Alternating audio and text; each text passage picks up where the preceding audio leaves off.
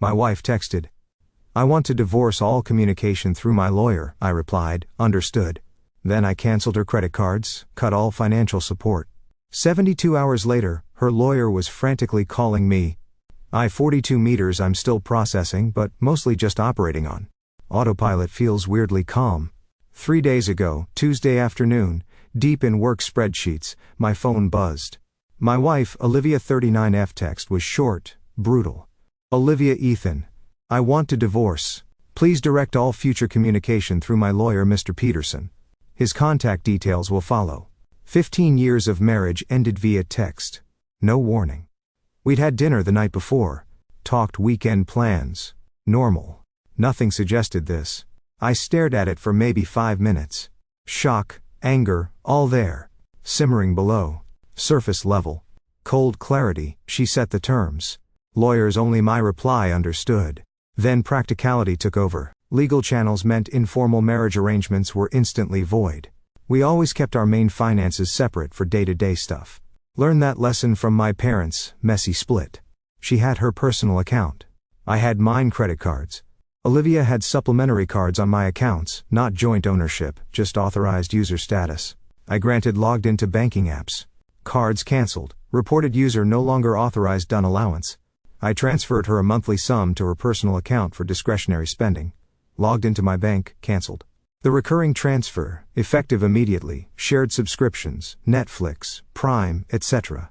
Under my name, logged out all other devices, changed passwords. She wants streaming, she buys it car. The car she drives is leased in my name. My insurance didn't cancel insurance immediately, too risky for everyone on the road. But noted to discuss the lease transfer with my lawyer ASAP. Gas card tied to a cancelled credit card. Useless now. Took maybe 30 minutes, not revenge. Accepting the new reality she dictated. She drew the line. Lawyers only fine. Lawyers work on formal agreements, not assumptions based on a marriage she just ended. Her lawyer's details arrived via email an hour later. Forwarded them straight to Miss Cole.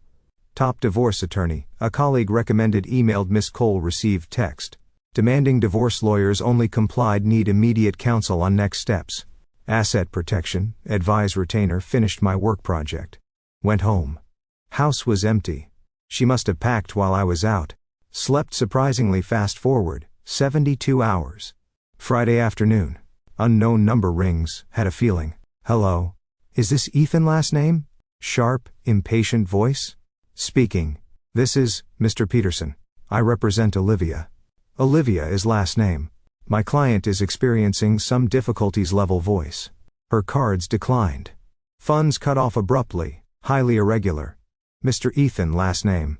Financial status quo is generally maintained during separation. Mr. Peterson, I said calmly, my wife tested Tuesday demanding divorce, stating all communication must go through you. I acknowledged and complied. Informal financial arrangements ceased. Future support needs formal legal discussion through you. My counsel, Miss Cole, whom I'm retaining, pause, paper shuffling. She needs funds now. Necessities, accommodation, genuine surprise. Where is she? Not pertinent? You acted in bad faith, cutting her off without warning. Mr. Peterson, voice cooler. Now, my wife unilaterally ended our marriage via text and set the lawyer's only rule. She ended the status quo of trust and communication. Financial support will be determined legally, not by frantic calls over declined cards. She wasn't the primary holder of longer pause. My client seeks emergency financial relief. He said stiffly, her prerogative. I replied. Direct filings to my attorney Miss Cole. You have her details. He clipped. Excellent conversation concluded per my wife's directive. Good day. Hung up, heart pounding, now, adrenaline kicking in. But also validation. She wanted cold and legal. She's getting it exactly. Waiting for Miss Cole's call. This is just the start date, 11 week later. Been a week since the text. Things heated up as expected. Thanks for the comments. Ms. Good to know. I'm not nuts. Miss Cole got back same day. Mr. Peterson called. She's good. Confirmed my actions were logical given Olivia text, advised document everything. Mr. Peterson first move came Monday, formal request for emergency. Temporary spousal support plus exclusive use of the marital home, which she had already left. LOL the amount astronomical basically wanted. Me to fund her old lifestyle plus new housing plus legal fees. Entitlement level. Miss Qley responded countered with much lower temporary support based on actual need, not wants, noted she left the home I still occupy. Highlighted her lawyer's only rule and my actions as a direct consequence. Then the personal attacks began. Olivia is BFF Haley called Wednesday night. Answered hoping for intel mistake. Ethan. What? The actual fuck? No. Hello, Haley. Tiredly, don't. Haley, me. Olivia is on my couch. Cut her off. She couldn't buy groceries, making her homeless. Haley. Olivia demanded divorce via text. Lawyers only. I respected her wishes. Bullshit. She barely works. How can she live? She's terrified. Olivia is part-time graphic design, gig nets, 1 couch month, mostly fund money before she hired a lawyer before talking to me. I said, financials go through him and my lawyer. The process she chose cruel, vindictive. After 15 years, she was emotional, made a mistake. Instructing lawyers only is a specific mistake. Haley was hiring Mr. Peterson, also a mistake. Silence. Then she deserves support. You always took care of her. I would have discussed things amicably if she hadn't nuked the marriage via text and lawyered up. She set the rules. We follow them now. She'll take you for everything. Haley spat. She can try, I said, calmly, filed legally. My attorney handles it. Not discussing this further. Goodbye. So I'm the bad guy for following instructions. The narrative she's spinning is pure victimhood.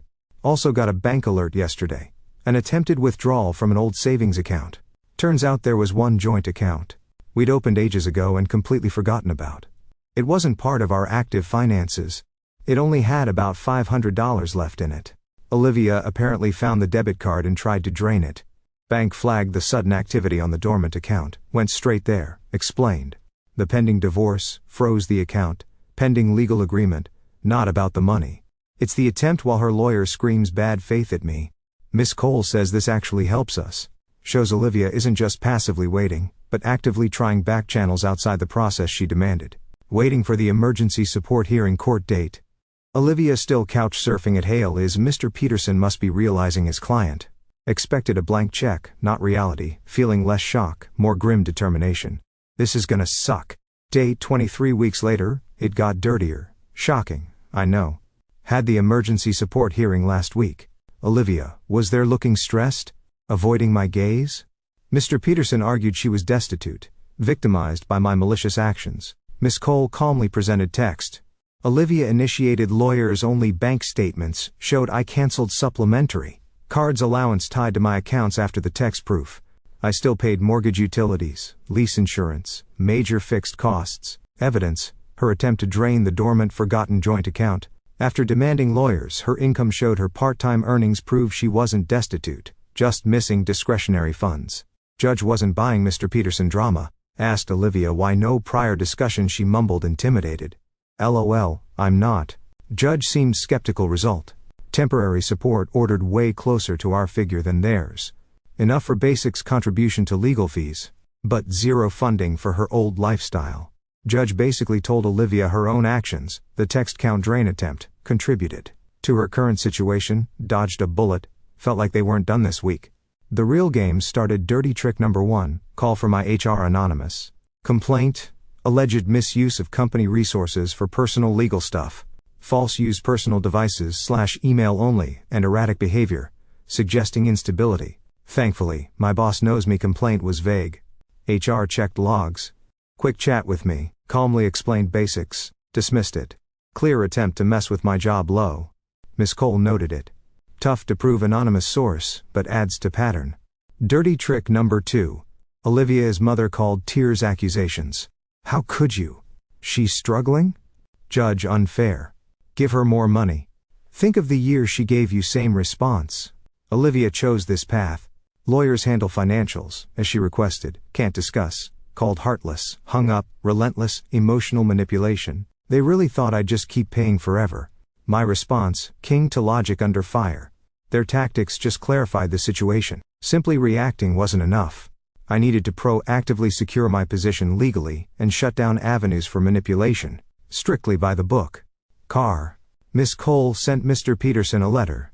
Temporary support established. Olivia needs to handle the car. Take over lease, if qualified, or return it. I stop payments next cycle. Insurance cover, which I'd maintained, would cease concurrently 30 days. Problem to solve within the legal framework. The house filed for formal exclusive use since she left, and judge didn't grant it to her.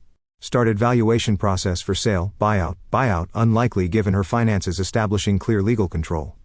Asset division, pushing for immediate full financial discovery, suspect hidden assets on her side. Time for transparency, legally mandated hiding things. Auschwitz court trouble, documenting harassment, logged every manipulative call, the work complaint. Dates, time summary. Ms. Cole says pattern of bad faith tactics influences final settlement, legal fees. It's not about revenge. It's about methodically managing the situation within the legal boundaries she established, especially now that they were resorting to underhanded tactics. The work complaint crossed a line, making firm, decisive, legal steps essential. Olivia tested me directly yesterday, breaking her own rule. Ethan, you can't take the car. How will I get anywhere? Paul, stop this. Green shot it. Sent to Miss Cole, replied Olivia, per your instructions. All communication via lawyers. Contact Mr. Peterson. Silence. Final update. 6 months later, about 7 months since the text divorce finalized last month, feels like ages ago. Time for the final update. The last 6 months were legal trench warfare. Mr. Peterson delayed. Olivia played victim, rejected reasonable offers. Car major fight. She couldn't qualify for lease takeover, refused to return it. Mr. Peterson argued necessity. Miss Cole countered temp support covers basic transport. Deadline passed. Informed leasing company I wasn't paying. She was an authorized driver. Car repossessed from outside Haley's place. Cue frantic calls from Haley. Olivia is mom ignored, forwarded to Miss Cole. Olivia furious, but legally cornered by the consequences of inaction. The house got exclusive use order, sold it relatively fast. Equity held in escrow pending division. Olivia fought for more, claiming economic disadvantage. Financial discovery. Kicker pushed hard. Olivia had to disclose. Turns out she had a separate savings account. Parents' contributions over years, and some inherited stocks. She forgot not. Huge, but more than the $500 in the dormant joint account. Mr. Peterson argued separate property. Miss Cole proved commanding in marital funds, enabling her to keep them untouched. Anonymous complaint. No direct proof, but judge noted the timing, nature, and final proceedings didn't win damages but added to the bad faith picture. Final settlement settled just before a contested trial. Judge signaled impatience with oblivious tactics in pretrial talks, facing worse outcome plus potentially paying my fees. Olivia agreed assets. House equity nearly $5,050. Slight edge to me due to her hidden assets factored in. Stocks divided as marital property. She kept her small personal savings, spousal support, time limited. 2 years, rehabilitative alimony, significantly less than demanded, enough to help her transition. Not fund old lifestyle, contingent on efforts to become self-supporting, legal fees. Each paid their own. A win avoided fighting for her to pay mine. Aftermath. Olivia is in a small apartment, working more, complaining about money. Heard indirectly. Haley distanced herself after Olivia became a burden. Parents likely still helping, remorse. Apology zero still seems baffled. I didn't just fund her life, post-detonation. The entitlement runs deep.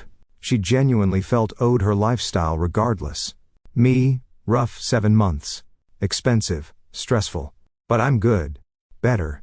Actually, peace from closing that chapter is huge. Kept my job integrity. Fair asset share. Learned I handle crisis strategically. Hitting the gym, seeing friends Olivia disliked, enjoying my quiet house.